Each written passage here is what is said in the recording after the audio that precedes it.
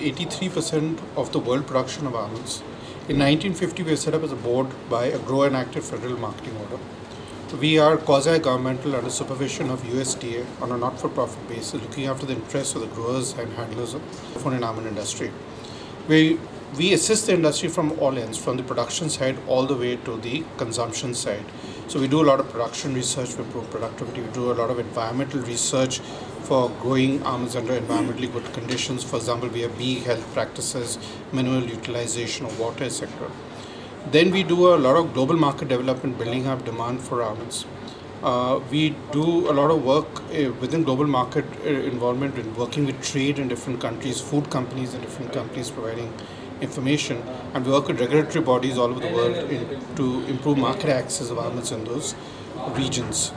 That's what we do. Our theme is to encourage healthy snacking on almonds, because we've seen, as I mentioned earlier, that almonds are good for heart. It reduces LDL, which is the bad cholesterol, reduces heart inflammation, reduces oxidation of the heart, reduces belly fat, which is dangerous.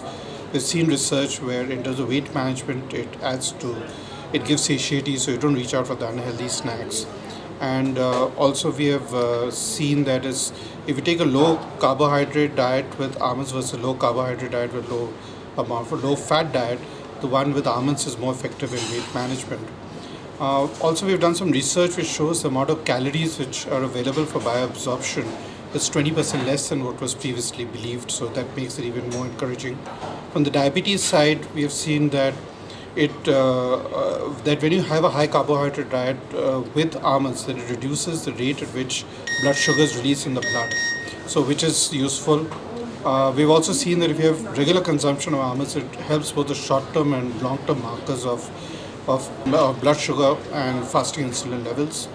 Also, the benefits to heart, which is heart inflammation, reduction of inflammation, reduction of oxidation. All this also works for diabetes patients as much as it does for the regular patients. We have a whole lot of benefits. There's some research which shows that if you have nuts such as almonds on a daily basis, there's a 20% reduction of all-cause mortality. That's a very big study done over 100,000 people for a long period of time, and that's what the study shows.